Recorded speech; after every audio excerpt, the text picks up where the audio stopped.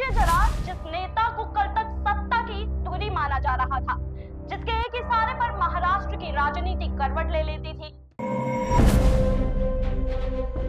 दिल्ली की सियासी गलियों में जब बजट सत्र की हलचल तेज हो रही थी, तभी शिवसेना यूवीटी के नेता और राज्यसभा सांसद संजय राउत ने एक ऐसा बयान दे डाला जिससे संसद से लेकर सड़क और सोशल मीडिया पर भूचाल आ गया। अजित दादा के प्लेन क्रैश पर सवाल उठेंगे और उठने भी चाहिए। यह कोई आम राजनीतिक टिप्पणी नहीं थी।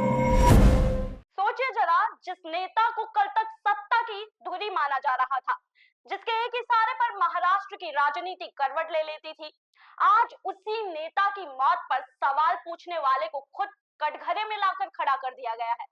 दिल्ली की सियासी गलियों में जब बजट सत्र की हलचल तेज हो रही थी, तभी शिवसेना यूवीटी के नेता और राज्यसभा सांसद संजय राउत ने एक ऐसा बयान दे डाला जिससे संसद से लेकर सड़क और सोशल मीडिया पर भूचाल आ गया। संजय राउत ने साफ शब्दों में कहा कि अजित दादा के प्लेन क्रैश पर सवाल उठेंगे और उठने भी चाहिए। यह कोई आम राजनीतिक टिप्पणी नहीं थी, यह सीधे सीधे एक संदेह का इशारा था और उस संदेह की तुलना की जा रही है जस्टिस लोया के केस से। राउत का कहना था कि जो बातें इस प्लेन क्रैश को लेकर सामने आ रही है, वह कोई सामान्य बातें नहीं है।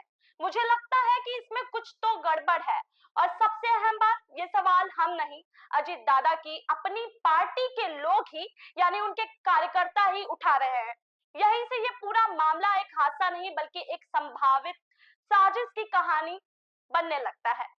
संजय राउत ने यह कह डाला कि अजित पवार घर लौटना चाहते थे, यानी एनसीपी का विलय, या कहें कि शरद पवार के साथ फिर से खड़े होने के इशारे दे रहे थे। लेकिन इसके बाद क्या हुआ? राउत का आरोप है कि बीजेपी के कुछ लोगों ने उन्हें सिंचाई घोटाले की फाइलों का डर दिखाया, यानी साफ तौर पे कहें कि उनको धमकी दी जा रही थी और इससे महज 10 दिन के भीतर ही अजित पवार की रहस्यमय मौत हो जाती है। अब सवाल उठता है कि क्या सिर्फ ये पूरी घटना इत्तेफाक है या फिर राजनीति में इत्तेफाक के नाम पर बहुत कुछ छिपाया जा रहा है। संजय राउत ने पूछा कि 10 दिन के अंदर एक ताकतवर नेता की इस तरीके से अगर मौत हो जाती है तो हम क्या समझे? क्या यह वही कहानी नहीं दोहराई जा रही कभी जो जस्टिस लोया के साथ हुई थी?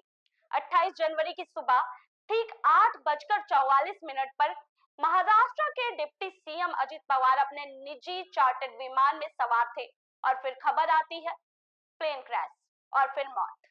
हादसे के बाद पूरा देश स्तब्ध था, लेकिन इससे भी ज्यादा चौंका देने वाली बात रही कि मौत कुछ ही दिनों पहले सियासी घटनाएं भी तेजी से आगे बढ़ने लगी थी। अजित पवार की मौत के चौथे दिन उनकी पत्नी सुनेत्रा पवार डिप्टी सीएम पद की शपथ ले लेती हैं। एक तरफ शोक तो दूसरी तरफ सत्ता की शपथ। यहीं से ये सवाल और भी गहरे होते जाते हैं। इसी बीच पश्चिम बंगाल की मुख्यमंत्री ममता बनर्जी भी इसी हादसे को लेकर साजिश की आशंका भी जाहिर करने लगती है, लेकिन शरद पवार ने उनके बयानों का खंडन कर दिया है।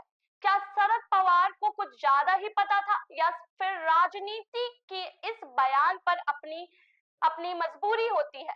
अब कहानी में एक और नाम जुड़ता है, एनसीपी नेता अमोल मिटकरी। अमोल मिटकरी ने जो सवाल उठाए हैं वह किसी भी संवेदनशील नागरिक को बेचैन कर देने वाले हैं। उन्होंने कहा है कि हादसे में 6 लोगों की मौत बताई जा रही है, लेकिन असल में 5 लोगों के ही शव बरामद हुए हैं। तो छठवां शख्स आखिर गया कहां? यह सवाल साधारण नहीं है, क्योंकि विमान में सवार यात्रियों की सूची टेक ऑफ से पहले डिजिटल रूप में रिकॉर्ड होती है। तो फिर यात्रियों की संख्या में विसंगति क्यों है? मतलब ऐसा बड़ा फेरबदल देखने को क्यों मिल रहा है? मिटकरी ने यह भी पूछा है कि इसकी जो पायलट भी बदले गए थे इस पूरी घटना में, क्या यह तकनीकी जरूरत थी या फिर किसी और चीज को ध्यान में रखकर ऐसे बदलाव किए गए? बाद में उन्होंने सफाई भी दी कि सवाल पूछना अफवाह फैलाना नहीं होता, लेकिन सवालों का असर अब पूरे सिस्टम पर पड़ रहा है। सरकार की ओर से भी कहा जा रहा है कि इस दुर्घटना की जांच एएआईबी और महाराष्ट्र पुलिस की सीआईडी टीम कर रही है। बारामती में एक केस भी दर्ज कराया गया है, लेकिन सवाल अभी भी यही है कि क्या जांच सिर्फ कागजों तक सीमित रहेगी या फिर सच वाकई में सामने आएगा, क्योंकि यह पूरा मामला सिर्फ एक विमान दुर्घटना का नहीं है। यह सत्ता, दबाव, धमकी और राजनीतिक भविष्य से जुड़ा हुआ मामला बन चुका है। संजय राउत का यह बयान महज एक नेता का गुस्सा नहीं है, यह उस डर की आवाज है जो पर्दे के पीछे से कई नेताओं के दिल में दबी हुई आवाज है। आज सवाल अजीत पवार की मौत पर है, कल यह सवाल किसी और के लिए भी हो सकते हैं। राजनीति में जब नेता घर लौटने की बात करते हैं तो क्या उसकी वापसी उन्हीं के लिए सबसे खतरनाक साबित हो जाती है? क्या सिंचाई घोटाले की फाइलें सिर्फ जांच का दस्तावेज थी या फिर दबाव बनाने का एक हथियार बन चुकी थी? और सबसे बड़ा सवाल है कि हम सच जान पाएंगे या फिर यह मामला भी फाइलों के ढेर में दबकर दफन हो जाएगा? क्योंकि इतिहास गवाह है, जब जब सत्ता से सवाल पूछे गए हैं तब तब सवाल पूछने वालों को खामोश करने की कोशिश की जाती है। आज संजय राउत सवाल पूछ रहे हैं, कल कौन पूछेगा और परसों कौन बचेगा?